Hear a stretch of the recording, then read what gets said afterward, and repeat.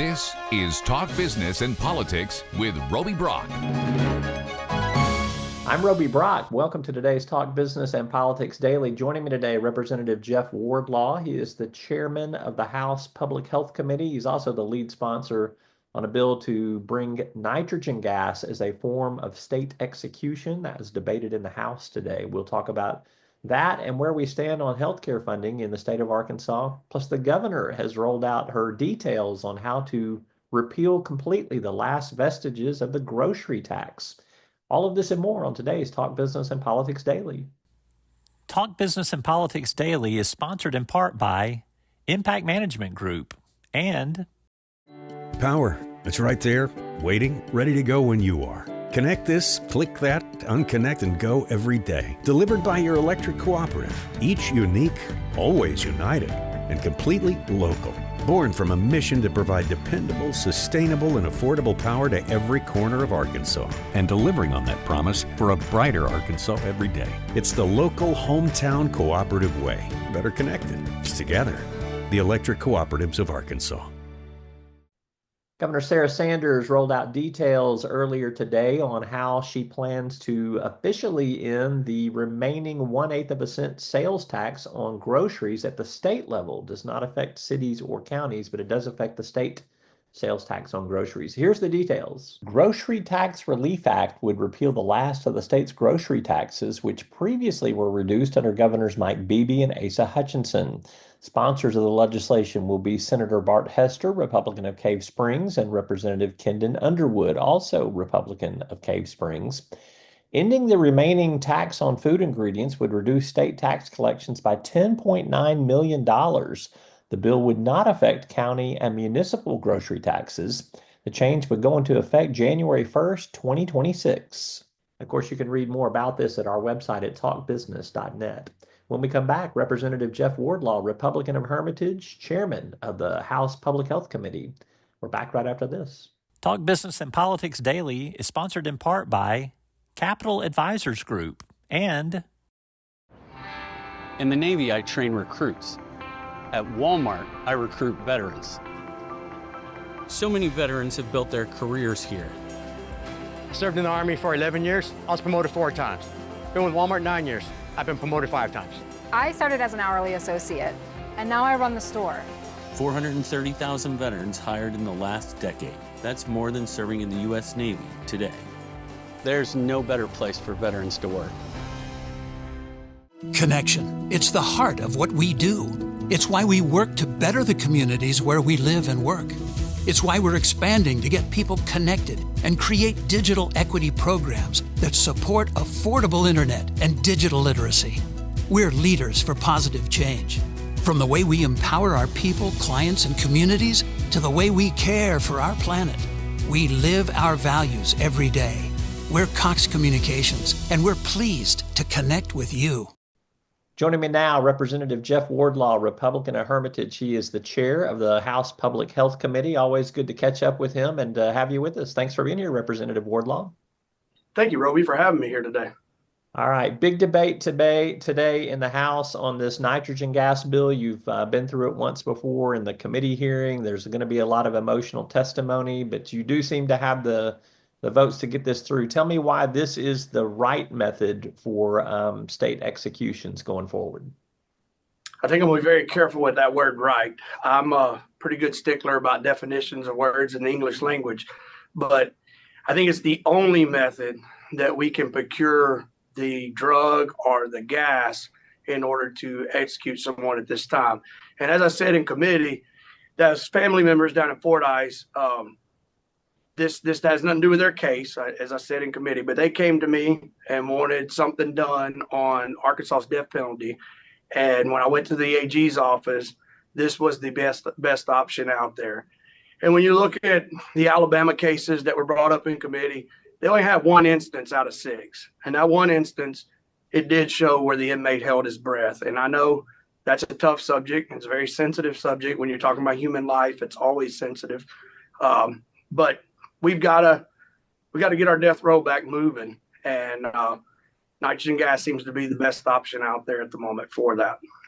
All right, let's shift subjects, talk a little bit about healthcare. As the chair of public health, you obviously see it all comes through your committee for the most part here. Tell me what you think has been some of the biggest achievements so far on the healthcare front. I have to think maternal health improvements is number one, but so mention that and anything else that you think has been pretty relevant so far.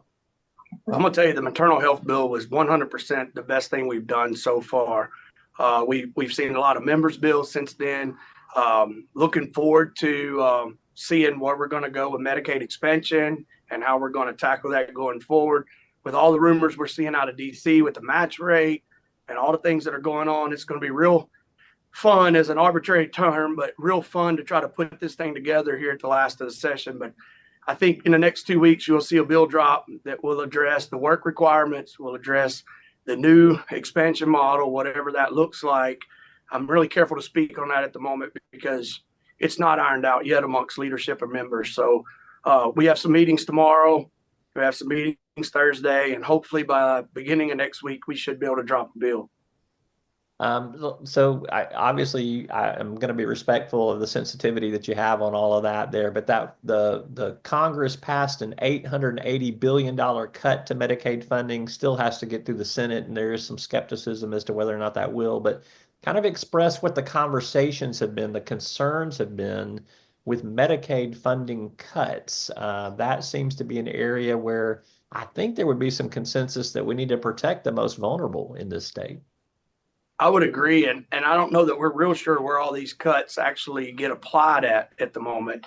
And one thing we've seen over the last 4 years is Medicaid providers have been screaming for a raise, and we haven't given them a raise in a number of years. So seeing cuts coming down from DC right now that would blanket cover basic Medicaid outside of the expansion is real nerving at the moment, not knowing how that's going to affect our providers. And I haven't gotten a current briefing on where we're at on that 800 million. So, and I would be crazy to speak on it today other than saying it's going to be real interesting to see how that plays out. Yeah. On Medicaid expansion, what we're looking at is the match rate. There's been rumors out of DC that the match rate is going to change. So it's going to go to your normal FMAP. If that happens, it's roughly 16% higher than what it is today for state general revenue. And I don't know how we could afford that at the current budget cycle we're in. Also, too, if I remember correctly, isn't there a trigger mechanism that if we lose that 10% state, 90% federal rate for Medicaid expansion, that the law comes off the books or it unwinds somehow? That's the current language, yes. And that's part of the debate going on right now is how that's addressed in the new bill. Yes. And when do you think we may see something like that? Maybe 2 weeks out at least? I would say within the next 2 weeks for sure. Okay. Promise you'll keep us posted on that.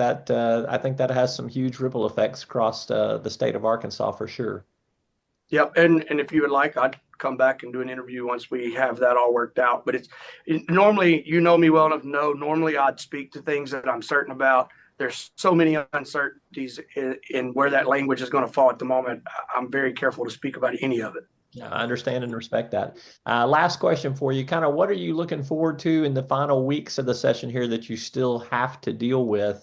Constitutional amendments are still out there. The governor's grocery tax cuts out there. There's a variety of other things that still have to work through. Give me a sample of one or two things that you are looking forward to debating beyond healthcare.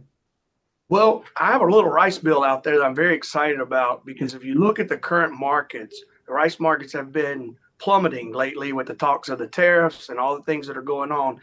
And my bill doesn't really give them anything except it gives an incentive to one of their largest customers, and that's the beer industry. And it gives an incentive to those distributors that distribute beer that's made of more than 20% of Arkansas rice. So I'm excited about putting an incentive out to preserve Arkansas rice for more than one reason. It's not just about rice, but it is mostly about rice. All right. He's Representative Jeff Wardlaw. He's the chairman of the House Public Health Committee, Republican from Hermitage. Always appreciate you making time for us, and good luck in hoops for kids' sake tonight, too. Yeah, we got to bring that back to the House again. The Senate keeps cheating with all these special members they bring in. But the Senate cheats everywhere, so it's just the way it is. I love the smack talk. I love the smack talk. Thank you so much, Representative Wardlaw. Appreciate you. Thank you, Roby. And that is all for this edition of Talk Business and Politics Daily. Thank you so much for tuning in. We'll see you tomorrow.